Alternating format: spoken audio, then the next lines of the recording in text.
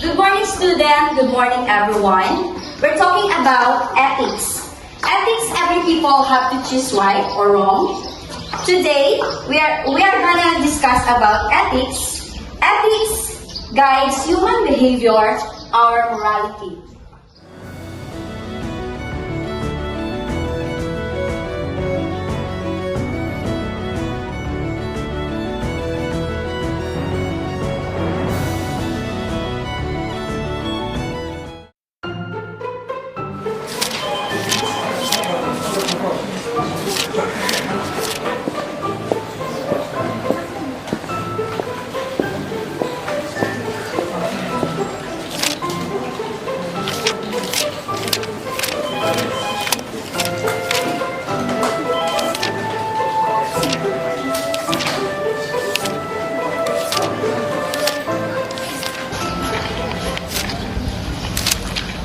Kenny, have you noticed this? Ang alin? Parang hindi tugma yung kanilang fishing division numbers. Parang may mali. Ano bang nangyayari? Yes, tama ka. The numbers are not just the same. Akala ko anong una ay error lang, pero paulit-ulit na lang ba? Like last week, last month, iba pa rin. Kahit last year, iba pa rin. Di pa tayo hard nito ah. Kaya nga eh.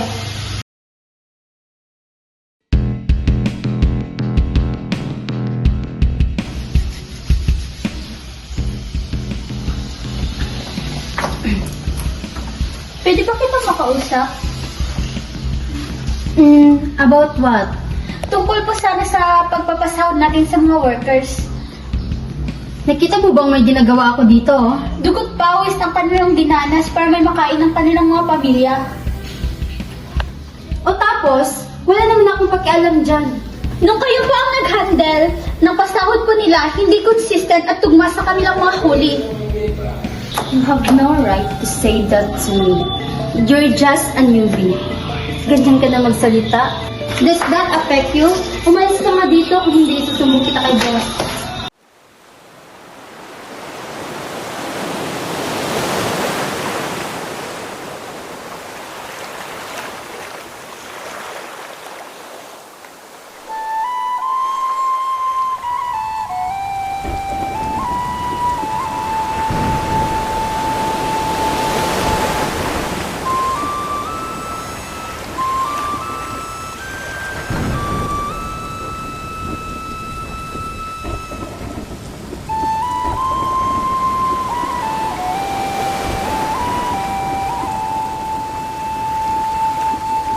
Tumay yung huli. Kunti-kunti. Kaya nga pre, yung tumay ng isda ng huli. Kaya nga yata ang kain natin ito. Kunti lang din bigay sa ating mami. Gagawin natin ito. So, pag-hirap pa tayo sa kakain. Dito lang din kami pre kung ang kain natin sa araw. Diet guys. Nakakapagod na. Tapos wala pang huli. Baka sa susunod na buwan kasi yung hindi ganun siya. Bigay, konting-konti lang din. May pinapaarapan naman ako.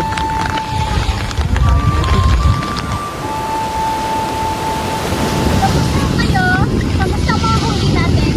Maganda naman rin yung huli. Ito po, kakunti lang. Walang po na huli. Para sa mapapagalitan natin. Lalakas mo. Wala talaga? Wala talaga po. Konting-konti. Huwag po kayong mag-alala. Ang lahat ng mga tao hindi mo alam dito.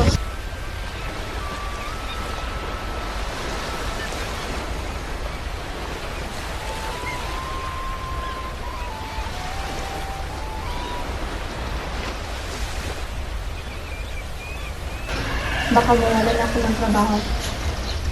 Kung mananatili lang kayong tahimik, they will lose more.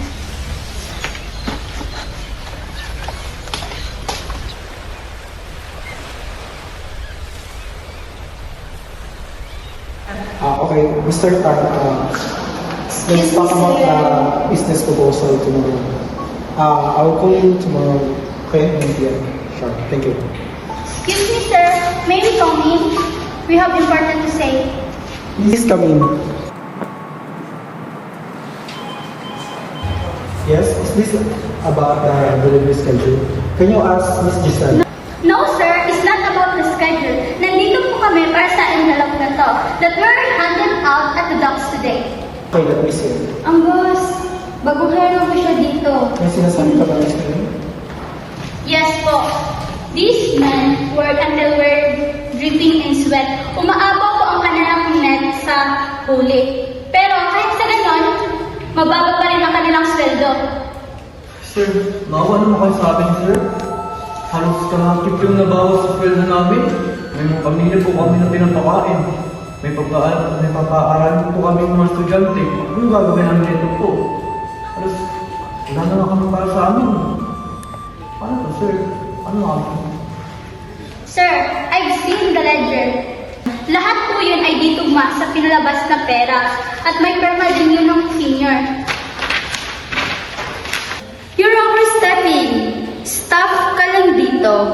You have no right to judge my accounting. We have every right when people be in silence. Kahit kapakalas silang mangingisda, may karapatan din silang magreklamo. Let me ask you, Kevin.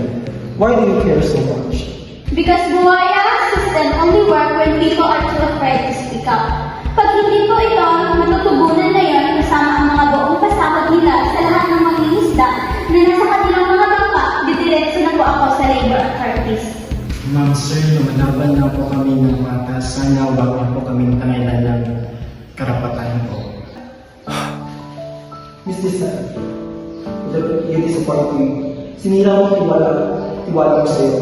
Gusto ko ngayong maglipit ka, kunin mo na lang sa mga gagawin kasi ngayon, araw mismo na ito, you're fired. We'll be conducting a whole audit on your department from now on.